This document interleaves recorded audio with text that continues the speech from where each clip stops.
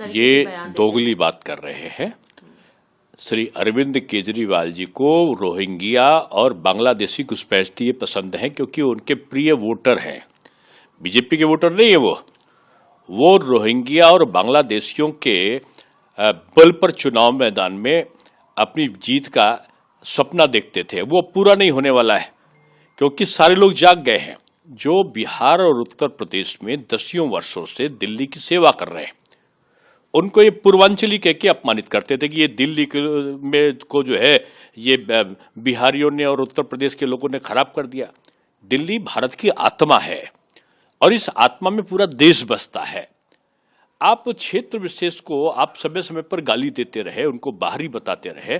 आज जब चुनाव आया तब आपको याद आ रहा है ये पूर्वांचलियों के घोर विरोधी रहे हैं। इनको मनोज तिवारी नहीं दिखते, इनको उनकी जो रहने वाला जो स्थान है पूर्वांचल वो दिखता है। इनको जो भी ये उत्तर प्रदेश और बिहारियों के बारे में कह चुके थे उसको लग रहा है कि अब इनको दंड मिलने वाला है। अब की सारे जाति सारे धर्म के लोग एक साथ केजरीवाल जी की जो असलियत थी उसको पहचान गए हैं। जितना फर्जी वाले इन्होंने किया था वो जनता के सामने है।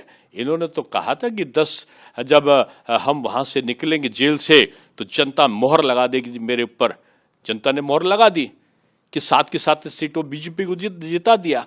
जब बीजेपी जीत गई इसके मतलब जनता इनके भ्रष्टाचार से उब चुकी है और बीजेपी का सुशासन चाहती है। हर चीज में चिल्लाते हैं कि वो केंद्र सरकार ने नहीं किया, केंद्र सरकार ने नहीं किया।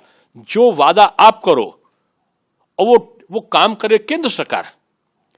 जब इतना ही सारा कुछ है तो ऐसी सरकार चाहिए जिसका केंद्र और प्रदेश दोनों का समन्वय हो।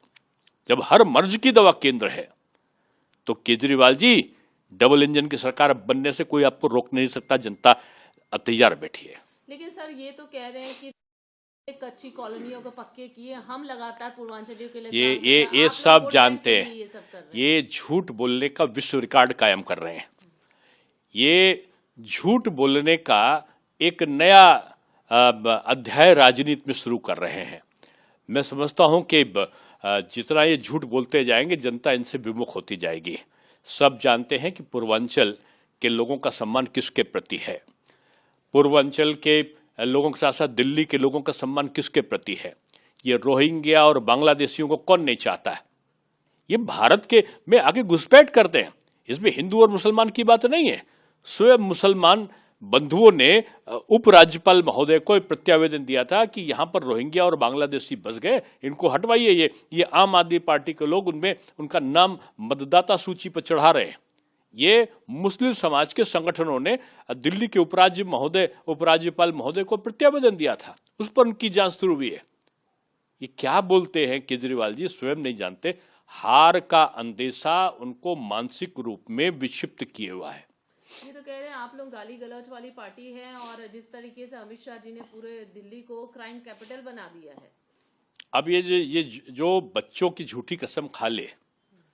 आज आपने देखा जब हारने वाले होते हैं तो इनको एक तो ईवीएम याद आता है, चुनाव आयोग याद आता है और दूसरा वो मफलर और खांसी फिर से शुरू हो जाती है।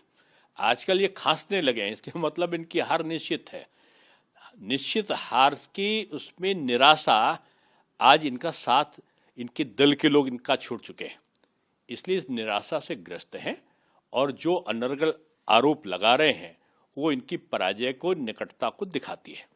सर पूर्वांचलियों की बात आ रही है, आपने मनोज तिवारी की भी बात बताई, लेकिन रोहिंग्या कहा था तब नड्डा जी ने रोहिंग्या नड्डा जी का जो ज्ञान है ना, नड्डा जी खुद बिहार में रहे हैं और बिहार में पढ़कर उन्होंने अपनी शिक्षा पूरा किया है। नड्डा जी के मुंह से आज तक एक भी दाएं बाएं का शब्द नहीं निकला है।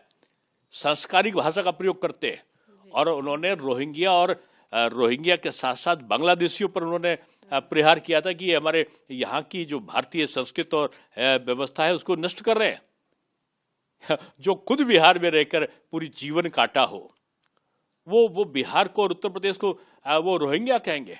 ये झूठे लोग हैं और झूठे नहीं, राजनीति में मक्कारी का पूरा शोध